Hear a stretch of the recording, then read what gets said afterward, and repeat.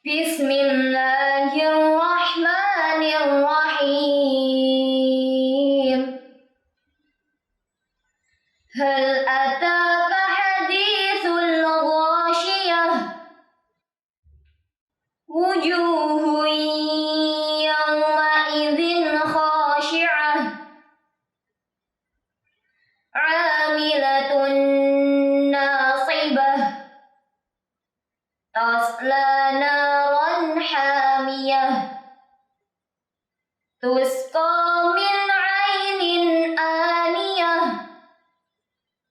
Laisa lahum ta'amun illa min dari'. La yusminu wa la yughni min ju'. Wujuhun yawma idzin na'imah. Lisa'yiha radiyah. Fi jannatin 'aliyah. La tasma'u fiha laghiyah. Fiha 'ainun jariyah. Fiha sururun marfu'ah. Wa akwabun mawdu'ah. Wa namariqu masfufah. Wa zarabiyyu mabthuthah. Afala yanzuruna ilal ibili kaifa khuliqat. Wa ilas samai kaifa rufi'at. Wa ilal jibali kaifa nusibat. Wa ilal ardi kaifa sutihat. Fadzakir innama anta mudzakkir. Lasta 'alaihim bimusaytir.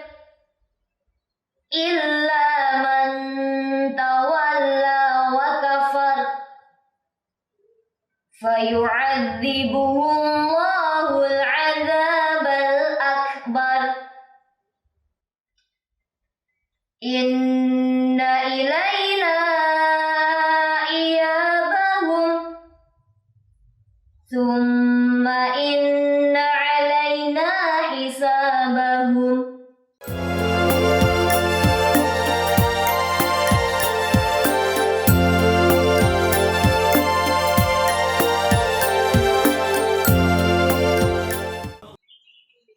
Assalamualaikum warahmatullahi wabarakatuh. Alhamdulillah wassalatu wassalamu ala Rasulillah Sayyidina Muhammad ibn Abdillah wa ala alihi wa ashabihi wa mawalah ma ba'du. Anak-anakku sekalian yang dirahmati Allah Subhanahu wa taala, alhamdulillah kita bertemu kembali dalam rangka mengisi bulan Ramadan ini. Mudah-mudahan anak-anak senantiasa mendapatkan kesehatan, mendapatkan hidayah dari Allah Subhanahu wa taala sehingga dapat menjalankan ibadah Ramadan ini dengan sebaik-baiknya. Anak-anak, dalam kesempatan ini Pak Ridwan sampaikan sedikit tentang sholat duha. Nah, sholat duha itu sholat yang dikerjakan pada pagi hari. Bisa dimulai dari jam 6:30 sampai nanti siang. Kalau kita ketika masuk sekolah, ya kita bisa laksanakan ketika istirahat. Tapi ketika kita di rumah begini, bisa kita laksanakan mulai pagi jam 6:30 tadi, bisa sampai menjelang siang. Silahkan kapan longgarnya kita laksanakan sholat duha itu, karena sholat duha itu salah satu sholat yang hukumnya sunnah mu'akadah, artinya sunnah yang pahalanya lebih besar dibandingkan dengan sholat sunnah-sunnah yang lainnya. Apa saja manfaat dari sholat duha itu, salah satunya Rasulullah menyebutkan di dalam sebuah hadis bahwa sebaiknya setiap ruas manusia itu disedekahkan, ada sedekahnya. Padahal ada yang menghitung ruas-ruas persendian manusia itu ada 360 ruas. Nah, dan itu semuanya sebaiknya disedekahi setiap harinya. Begitu banyaknya itu sedekah yang harus dilaksanakan. Tapi rupanya tidak harus berupa uang, tidak harus berupa makanan, karena tasbih kita membaca subhanallah itu sedekah. Kemudian kita membaca tahmid, alhamdulillah, itu juga sedekah. Kita membaca takbir, Allahu Akbar, itu rupanya juga sedekah. Nah, kalau kita baca tasbih, baca tahmid, baca tahlil, baca takbir, banyak, itu mungkin agak capek. Tapi rupanya Rasulullah mengatakan, dengan kita melaksanakan sholat duha 2 rakaat saja, itu artinya kita sudah bersedekah untuk setiap persendian kita. Nah, jadi 2 rakaat saja, apalagi apabila kita laksanakan lebih dari 2. Sholat duha bisa kita laksanakan 2 rakaat, bisa 4 rakaat, bisa 6, bisa 8, sampai 12. Nah, sekemampuan kita. Kemudian Rasulullah yang lain menceritakan bahwa barang siapa yang aktif istiqomah melaksanakan sholat duha, maka akan dicukupkan segala rezekinya, dicukupi. Kalau kita sebagai seorang pelajar, tentunya kecukupan rezeki ini adalah ilmu yang diberikan oleh Bapak Ibu guru, ilmu yang kita pelajari selama ini itu akan diberikan oleh Allah kepada kita. Jadi jangan kita pintar itu gara-gara hanya belajar kita saja, tetapi itu karena pemberian Allah, ilmu yang diberikan kepada kita semuanya. Jadi barang siapa yang rajin melaksanakan sholat duha, maka kecukupan akan diberikan kepada kita semua. Kemudian yang berikutnya, faidah apabila kita melaksanakan sholat duha dengan istiqomah, maka kita akan mendapatkan pahala dengan cepat dibandingkan dengan ibadah-ibadah yang lainnya. Kemudian di hadis yang lain lagi, barang siapa yang melaksanakan sholat duha bisa sampai 12 rakaat setiap harinya, maka Allah akan membangunkan istana, rumah yang megah di surga sana untuk orang yang istiqomah, orang yang rajin melaksanakan ibadah sholat duha bisa sampai 12 rakaat.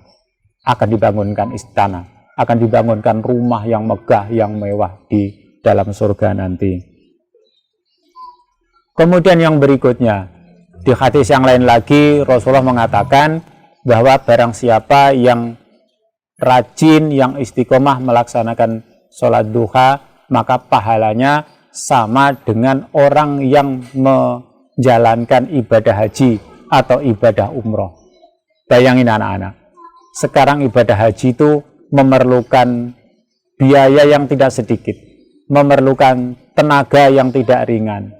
Kita harus datang ke Mekah, kita harus tawaf, kita harus sa'i dengan segala capek, dengan tenaga yang begitu ekstra. Apalagi biayanya naik pesawat sini sampai Mekah, sampai Arab Saudi sana itu bukan murah.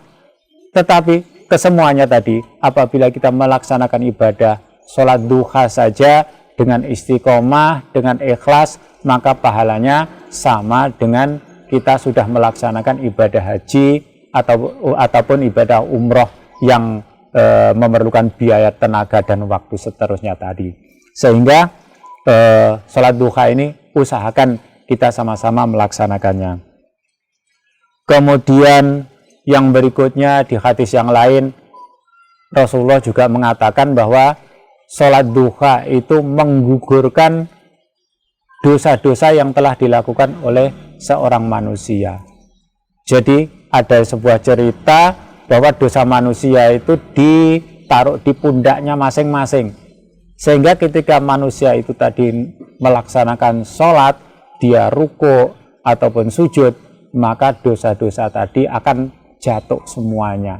Sehingga ketika dia sudah selesai melaksanakan ibadah sholat tadi, dosanya sudah berjatuhan semuanya, sudah rontok semuanya, bersih, habis dosanya.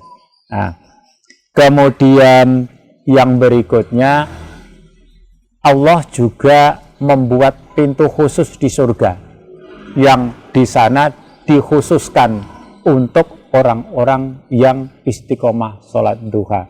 Jadi di pintu surga itu ada pintu duha namanya. Artinya apa? Yang bisa masuk pintu tadi hanya orang-orang yang rajin istiqomah melaksanakan sholat duha. Jadi orang yang sholat duha itu sudah siap, pintunya terbuka lebar-lebar di sana, nanti tinggal masuk saja. Kita tidak usah cari-cari pintu yang lain, sudah khusus di situ ada pintu duha yang masuk ke dalam surga itu. Sehingga sholat duha itu banyak sekali manfaat yang sudah Pak Ridwan sebutkan tadi. Ayo anak-anak kita biasakan, kita istiqomahkan, kita menjalankan sholat duha sehingga kita dapat mendapatkan apa-apa yang dijanjikan oleh Allah lewat Rasulnya tadi. Demikian, mudah-mudahan terutama di bulan puasa ini, biasanya di bulan puasa ini kita ringan ataupun enak melaksanakan ibadah dibandingkan ketika kita tidak puasa. Jadi enak latihan puasa ini. Tetapi jangan hanya puasa saja ini kita sholat duha kemudian nanti selesai puasa juga duhanya berhenti, jangan. Artinya ini kita latihan menjalankan segala ibadah amal baik, termasuk sholat duha dan sebagainya. Nanti begitu Ramadan selesai juga kita lanjutkan, jangan kemudian berhenti juga, puasa berhenti kemudian ibadahnya juga berhenti. Begitu anak-anak, mudah-mudahan kita bisa bertemu lagi di kesempatan yang lain. Mudah-mudahan ada hikmah dan manfaatnya untuk kita semuanya. Wallahu muwaffiq aqwamit thoriq. Assalamualaikum warahmatullahi wabarakatuh.